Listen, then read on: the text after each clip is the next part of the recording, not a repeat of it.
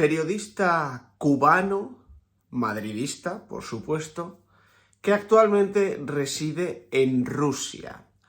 Charlando con suscriptores de esta semana, creo que os va a tocar un poquitito la fibra. Al lío.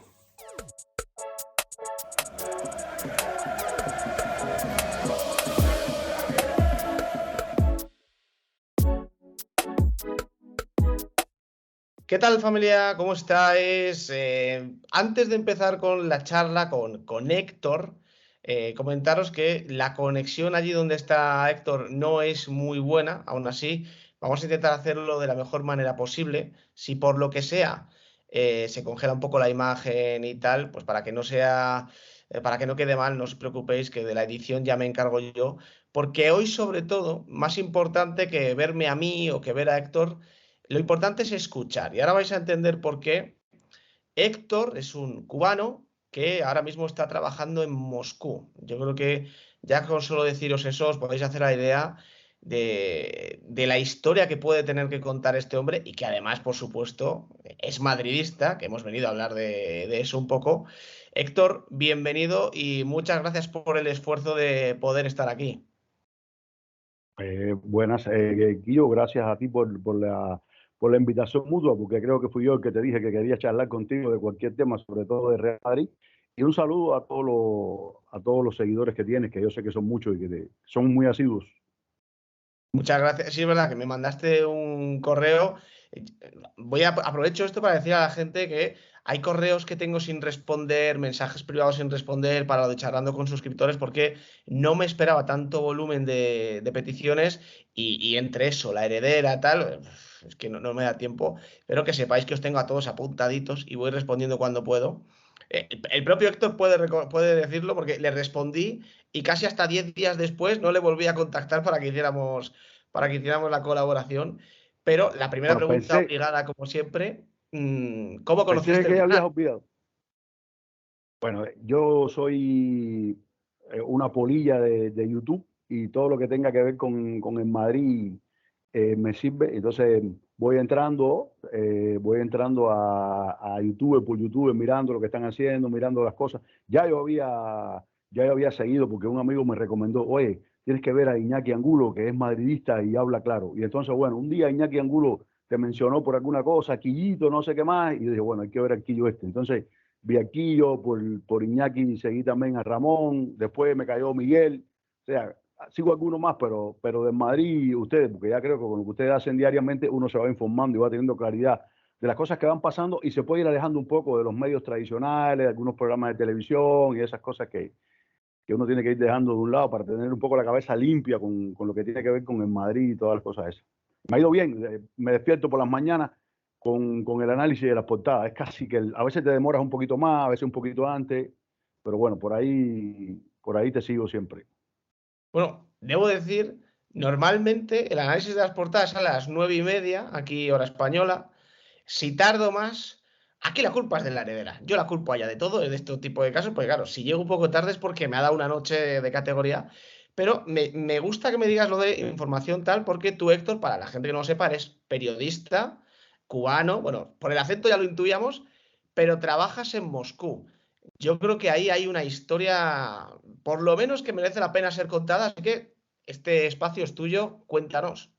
A ver, yo soy periodista de agencia. Bueno, soy periodista. He hecho periodismo de agencia, a veces un poco de televisión, aunque hable un poco atropellado.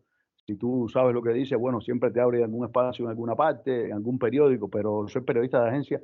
Y entonces acá encontré, la cosa en Cuba está mala. El cubano sale a buscar trabajo donde sea, ¿no? Hay que darle comida a los herederos. Y tú sabes Eso de es. eso.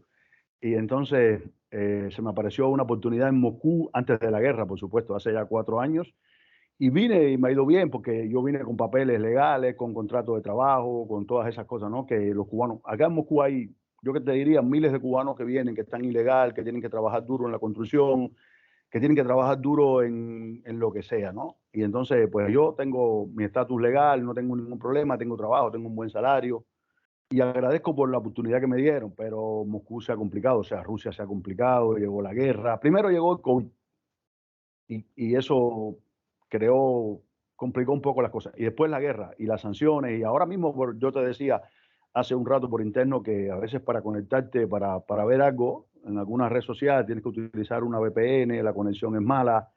Y en realidad es un poco difícil porque la guerra no ha llegado a Moscú, pero Rusia está en guerra. O sea, es un país que está en guerra, hay limitaciones, es difícil a veces entenderlo. Uno tiene la familia afuera, mi familia está en Cuba, mi madre tiene ya sus años y a veces no entienden ciertas cosas y piensan que uno está en peligro. En realidad Moscú está tranquilo, pero, pero el país está en guerra y uno sufre esas cosas porque hay gente muriendo en Ucrania, están muriendo en Ucrania ucranianos y están muriendo también rusos. En las guerras la gente dice, no, porque murieron tantos civiles. En la guerra generalmente todos los que mueren son civiles, porque los soldados que mueren no son soldados profesionales, son muchachitos a veces que los movilizan para la guerra y mueren. O sea, cada vez que hay un muerto en la guerra uno lo siente y a mí eso, yo no soy ajeno. También trato un poco de apartarme porque si te pones a leer todas las noticias que salen de la guerra por todos los medios, llega un momento en que te vuelves loco. Es como si te pones a leer todas las noticias del fútbol por todos los medios, también llega un momento que la cantidad de información te atormenta. Entonces, trato de leer lo que me interesa, lo menos posible, tener mi propia valoración de la guerra, de lo que está pasando. Sé lo que están pasando los rusos, porque hay soldados rusos allí que están peleando, y sé que lo que están pasando los ucranianos. La guerra no es buena para nadie.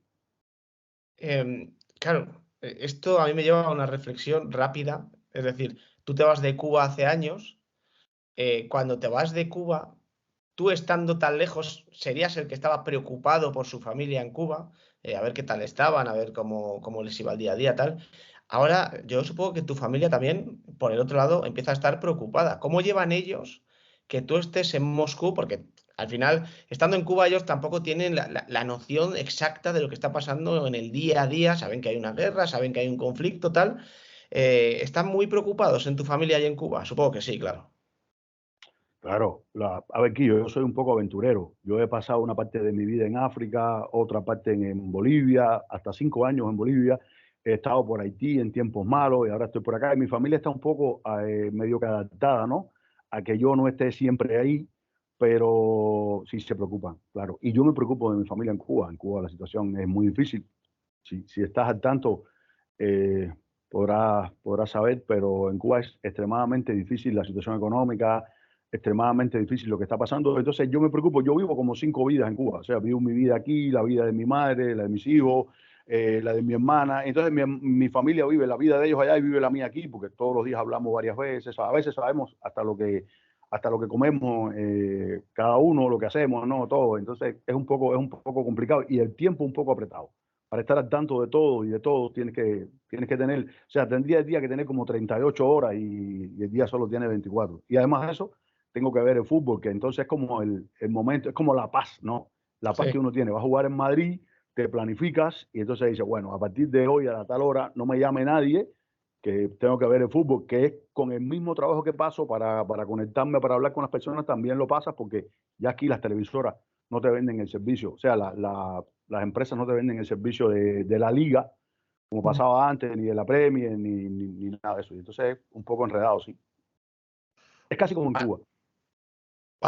para allá, vamos a hablar del Madrid, que es lo que. Para desdramatizar un poco la situación tal, vamos a hablar del Madrid, que es lo que a ti te gusta también. Hasta donde yo tengo entendido, Cuba tampoco es un país muy futbolero, ¿no? O sea, como en un país que el fútbol no es, por así decirlo, como en España, por ejemplo, como en Argentina, tal, ¿cómo se hace un hombre o una persona, una mujer, me da igual, hombre, mujer, niño, niña, del Real Madrid, que ni siquiera juega allí, que está a miles de kilómetros de distancia? ¿En qué momento a Héctor le pica ahí y dice, joder, a mí es que este club es el que me toca la fibra? Es una historia un poco larga, ¿no? Quillo, yo soy un guajirito, en Cuba le dicen guajirito campesino, que nació en el campo, en un lugar donde no había corriente eléctrica ni ninguna cosa de eso. Y entonces yo los días, esos tiempos que tenía libre, que no tenía nada que hacer, que no estaba mataperreando por ahí por el campo, cogía un radio que había en mi casa, alaba una antena y me ponía a buscar por onda corta emisora. Y un día, yo no me acuerdo cuánto, ni sé qué edad tenía, di con una emisora que se llamaba Radio Exterior de España y estaban hablando de fútbol y estaban hablando de Madrid. Y ese nombre se me quedó, o sea, Real Madrid. Después mi padre siempre oía por la noche una emisora, La Voz de las Américas, La BOA. Mi padre siempre oía los noticieros de la noche de La BOA y había un programa que se llamaba Cabalgata Deportiva, Él ha sido un hombre cuyo nombre no se me olvida, Guillermo Portuondo Calá, y hablaba de deportes. Normalmente de tenis, era la época de Jimmy Connor, Joe McEnroe. Entonces se me quedaban algunos nombres. Y ahí también se me quedó el nombre de Real Madrid, no sé por qué. Y entonces, en Cuba no se sabía de fútbol. En Cuba la gente no hablaba de fútbol, en Cuba era béisbol. Pero uno va creciendo y conforme te van llegando cosas de NBA, porque te cae un periódico extranjero o una revista, alguna vez caía, no sé ni por qué vía, ni por dónde, algún Don Balón, alguna revista de gráfico argentina que alguien me daba de algo, y entonces siempre salía alguna pinceladita de Madrid, algún nombre, y por ahí me fui metiendo, y ese nombre me sonaba lindo, ¿me entiendes? O sea, en Madrid tenía su toque, ya conocía el escudo, y decía, bueno, esto tiene que ser importante. Entonces, bueno, ya un día estoy estudiando, me voy a estudiar a La Habana, estás en contacto con periódicos, había gente que tenía mucho periódico, tenía Marca, tenía El País, se hablaba de Madrid, ya eran otros nombres, todo se iba haciendo familiar, y entonces, bueno, un día llegó internet, empecé a recibir cosas y empecé a ver, porque en Cuba lo único que se sabía de fútbol era que se jugó un mundial en el 78, aparecieron algunos nombres, Pasarela, no sé qué más, después del 82, con mucha ilusión por aquello de Maradona, Mundial de España, algún segmento en algún noticiero de unos 2 o 3 minutos, y después en el 86 ya pusieron casi todos los partidos de donde jugaba Argentina y los que jugaba Brasil del Mundial de México, y ya entonces uno se va familiarizando más con esto y el fútbol te va entrando, a pesar de que yo soy un hombre de béisbol, yo nací con una pelota y un bate en la mano, pues entonces nada, me agarró el fútbol y ahora mismo yo no sé decirte si me gusta más el tenis, el béisbol, el fútbol. Yo sé que el fútbol es lo que más veo. Pero tú has llegado al punto de ver los partidos del Madrid como yo, por ejemplo. O sea, que me pongo un partido de Champions, me pongo nervioso antes, el clásico te pones nervioso. O sea, ¿sientes, aunque el fútbol no sea o no te viniera desde pequeñito, no fuera algo natural, que tienes esa pasión, sobre todo por el Real Madrid, o no llega a tanto? No, el fútbol es un virus. A mí me inocularon el virus en Madrid y lo asumo. A ver, yo tengo que ver el partido de Madrid y yo me he pasado, yo cuando no lo puedo ver, lo tengo que oír, porque aquí a veces es complicado verlo. Pero yo tengo que seguir el partido de Madrid y después busco los highlights, y después busco lo que dicen todos los youtubers de Madrid, lo que dice la prensa. O sea, yo me alimento de Madrid y si Madrid pierde, automáticamente que pierde, yo me desconecto de todo, no veo nada, porque entonces empiezan a hablar más de Madrid como si hablaran más de mi hijo. O sea, si yo me encuentro a alguien hablando más de mi hijo, me molesto y no quiero saber que nadie hable más de Madrid. Entonces me paso 2 días que no leo nada hasta que llegue el otro partido, que entonces empiezas a pensar en el otro partido y se te va curando un poco eso de la derrota que pasó. Yo tengo puesto en mi Twitter por ahí fan de los Yankees de Nueva York, de Real Madrid, de Villa Clara, que es un equipo de béisbol de Cuba, a partes iguales. Pero en Madrid, como juega más, lo asumo más, o sea, lo tengo más, lo quiero más y me da muchas alegrías. Yo siempre les recomiendo a mis sobrinos que son chiquitos, a todos los amigos les recomiendo, háganse en Madrid, cambien. En Madrid es el equipo, porque en Madrid te da muchas alegrías, sufres a veces. Porque Nadal dijo hace unos días que el deporte era un tema de perdedores. Lo dijo por el tenis, pero es todo el deporte. En la liga, ¿cuántos equipos juegan? Juegan 20. ¿Cuánto gana? Uno. En la Champions, ¿cuántos equipos participan? 32. ¿Cuánto gana? Uno.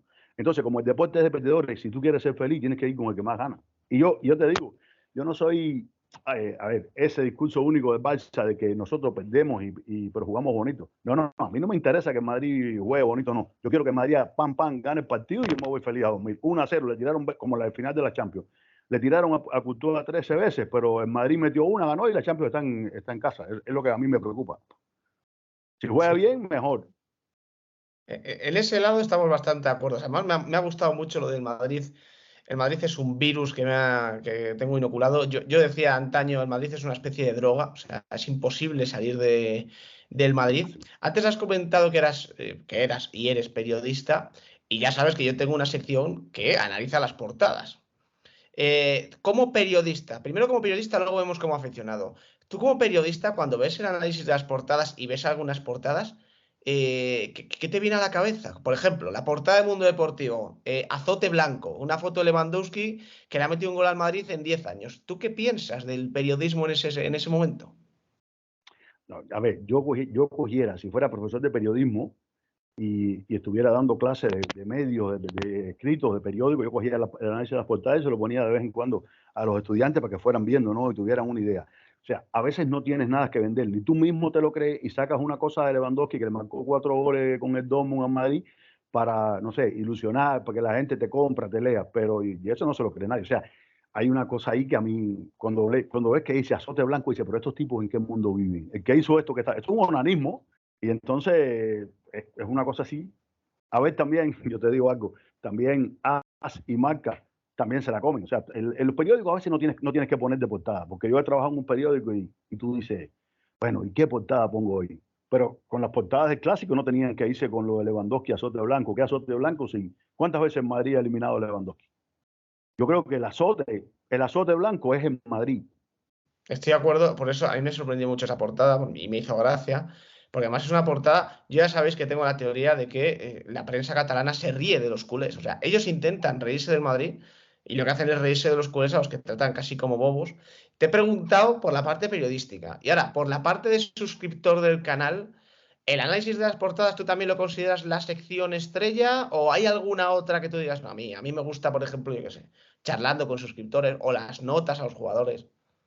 A ver, yo siempre, la que veo siempre al momento es la sesión de las portadas, ya te digo, yo trabajo hasta las 11 de la noche acá, llego aquí como a las 2 y tanto, en lo que me baño, que hablo con mi familia y eso, entonces me acuesto tarde, como a las 3 de la mañana, y me levanto como a las 9 de la mañana. Y ya tú en un rato sacas la sesión de las portadas, mientras me hago un café, preparo el desayuno, entra y entonces la escucho. Todos los días veo la sesión de las portadas. Puede que charlando con los suscriptores, que lo sigo también, porque además hay personas que hablan muy bien, muy interesante lo que cuentan. O sea, cada uno tiene su historia y conocer la historia de otro también tiene un poco, es importante porque no te puedes pensar que la tuya es la única que vale. Y lo de las notas me gusta porque en el fútbol cada uno tiene una nota. O Sí. sea, tú le puedes dar 4-1, 5-1 y yo he visto que ha hecho un buen partido. O sea, yo normalmente cuando el Madrid gana, creo que todos jugaron bien. A veces uno se da cuenta que alguno se equivocó, pero yo disfruto eso, ¿no? Entonces, lo de la nota me gusta porque entonces lees los comentarios y te das cuenta que algunos no coinciden y que alguno dice esto, que alguno dice otro, y dices, bueno, pues todos tenemos un poco de razón, porque todos vemos el fútbol de una manera. O sea, Kroos le da el balón a Vinicius y yo veo a Kroos, el balón, Vinicius y la portería. Y no me estoy fijando si Benzema mueve a los centrales, si hace esto, si crea un espacio, pero hay quien lo ve, hay quien tiene mejor ojo, o hay quien está siguiendo a Benzema y sabe de eso, y entonces le da otra nota. Por eso está haciendo, yo creo que tiene muchísimo valor. Porque además lo hace al momento, o sea, lo hace sin ver mucho las estadísticas, porque hay quien a los 2 días te hace un análisis del partido, pero se leyó no sé cuántos datos, que yo creo que todos esos datos a veces son fríos, porque, no sé, Vinicius puede perder 10 balones, no hice de nadie en 10 regates, pero el partido está 0-0, minuto 85, regatea un defensa, se va, pone una asistencia, vence más, la manda a las redes y ganó el partido y eso vale más que todos los regates que intentó y que falló, porque es fútbol. Estoy Es un poco, completamente de acuerdo con eso, sobre todo en el tema de, al final los partidos, hay jugadores que pueden jugar mal 88 minutos, pero si aparece en el momento decisivo, yo soy de los que piensa, no puedes suspender a ese jugador porque al final ha sido decisivo. Antes has contado que, bueno, que eres muy viajero, que has estado en un montón de países. ¿Has llegado a pisar el Bernabéu? no, he pasado por fuera del Bernabéu. El que he pisado es el Camp Nou, increíblemente. En el año 2007, 2008, si no recuerdo, había un mundial de béisbol que se hizo en 3 países, en España, en Holanda y en Italia. Y la primera parte fue en España. Y era en Barcelona. Se jugaba en Montjuic, donde está el estadio de béisbol que fue sede de los Juegos Olímpicos. Y bueno, nada, como estuve una semana ahí, había un partido entre el Atlético y el Barcelona. Y no estuve a ver el partido del Atlético y el Barcelona, no voy a entrar nunca a ver un partido del Atlético y el Barcelona. Si fuera uno de los dos con el Madrid, claro. Pero bueno, estuve dentro, estuve en el museo, vi algunas cosas, me hice una foto. Fui a Cornellá también, vi el estadio que estaba, creo que recién inaugurado, todas esas cosas. Y en Madrid, estuve de pasada por Madrid una vez que venía de África, estuve en la ciudad, no era tiempo de partido y lo que hice fue pasar ahí por la Castellana y dar una vuelta y ver el estadio de afuera. Todavía me erizo cuando pienso en aquello, pero espero alguna vez en la vida, antes de que termine la carrera, ir un día al Bernabéu y ver un partido de Madrid, así sea con el Alcorcón, sin demeritar a nadie, con el que sea, ver un partido en el Bernabéu. Claro, eso te iba a decir, cuando has dicho lo de pasé por fuera, tal, supongo que una persona como tú, que además le gusta tanto viajar y que es tan madridista, tiene como dentro de su hoja de ruta visitar un día el Bernabéu. Porque claro, tú cuando lo ves por la tele, por ejemplo, yo qué sé, bueno, se hizo muy famoso, evidentemente. Las semifinales contra el Manchester City. ¿Cómo arde ese estadio y tal? ¿Consideras también que en esos momentos la afición es tan importante que puede llegar a marcar la diferencia en el sentido de que, por ejemplo, el Manchester City, en esos últimos minutos, los jugadores que habían jugado un buen partido, ninguno quería la pelota? Sí, sí, ya, yo estoy convencido. O sea, el Bernabéu es como, el Bernabéu es una caja de presión. O sea, llega un momento, los jugadores saben cuando van a entrar al Bernabéu. Yo creo que los del City sabían que la presión los iba a coger en algún momento, lo que ellos no sabían cuándo, no sabían cuándo. Y de pronto los agarró la presión y se achicaron. Yo creo que Ancelotti, después del primer gol de Rodrigo, podía haber quitado las defensas, porque ya ellos no iban a hacer nada. O sea, ellos tenían el miedo metido en el cuerpo cuando yo he sentido miedo, a lo mejor tú has sentido miedo también. Todos hemos sentido miedo alguna vez en la vida. Y cuando el miedo te agarra, eh, es como si te invalidara ciertas cosas. Y a ellos la pierna ya no le funcionaban igual, la mente, que es lo más importante, no le funcionaba igual. ¿Sabes? Estabas hablando, yo creo que fue en la charla anterior. Bueno, te escuché hace poco hablar de eso, de por qué en Madrid no goleaba a Barcelona. Y yo estaba pensando, cuando ustedes estaban hablando de eso, y decía, en Madrid no le mete 4 o 5 goles a Barcelona porque no los necesita. Si en Madrid necesitara, en estos momentos, hubiera necesitado en el partido del sábado 4 o 5 goles a Barcelona, el domingo, le hubiera metido 4 o 5 goles. Yo creo que en Madrid está jugando últimamente a partir de lo que necesita. Y te digo otra cosa más que también he sacado como conclusión en los últimos tiempos y que lo achacamos al fútbol, pero que tiene que ver con otros deportes. Dice, no, pues bueno, tal equipo, el City, fue mejor, no sé, 160 minutos y en Madrid solo fue mejor 20 minutos. Bueno, pero es que eso es el deporte. En el béisbol, por ejemplo, tú puedes ser mejor que yo 8 innings. Y yo en el último inning hago 4 carreras, tú en 8 me hiciste 3, yo te hice 4 y te gané 4-3 en uno. Y en el boxeo me estás dando una paliza y en el round 11 te doy un derechazo, te noqueo y gané y fui mejor. Y en el fútbol es igual. O sea, yo tengo que buscar la forma de ganarte. Y te voy a ganar, aunque sea en un minuto. Si te gano en un minuto, se vale, eso es mejor. Y eso acaba un poco con las discusiones. Pero la gente sigue creyendo, tú sabes, nos venden el discurso de que si jugamos más bonito, de que esto, que lo otro. Entonces, para yo enajenarme un poco de eso y no sufrir con esas cosas que hablan del Madrid, pues entonces no veo a los youtubers del Barcelona, no, los paso. Pues yo sí te recomendaría ver alguno porque te va a hacer gracia, la verdad. O sea, yo soy de los que cuando pierde el Barça, casi el primer vídeo que me pongo es el de Manquer porque me hace muchísima gracia verle reaccionar. Pero concuerdo, ¿eh? Concuerdo. Además, soy mucho de la filosofía que tú acabas de decir. Al final, los partidos duran 90 minutos por algo. Si no, durarían 20 y ya está. O sea, duran 90 minutos y hay que jugar los 90 minutos porque a lo mejor lo que tú has dicho, durante 85 minutos eres superior, pero vas 0-0 y a partir del 85 el rival te ataca, te mete gol y se acaba el partido. O sea, esto es así y como tú bien has dicho, es para todos los deportes igual. Así que, Héctor, ha sido un auténtico placer hablar contigo. Vuelvo a pedir disculpas a la gente por el tema de la conexión, pero creo que el audio, que es lo importante, se escuchaba de maravilla. Además, tú decías que hablabas muy atropellado y yo tengo la sensación de que has hablado muy bien, se te ha entendido perfectamente. Por mi parte, darte las gracias por el apoyo al canal, por querer venir a esta charla y sobre todo, nada, decirte que te cuides mucho, que cuides también a tu familia, aunque esté lejos, que seguro que les ves pronto y que al final todos estos problemas espero que se puedan ir solucionando y que todos seamos felices, que es lo más importante. Oye, un abrazo, Kido, y muchísimas gracias por la oportunidad. Abrazo grande, Héctor. Abrazos.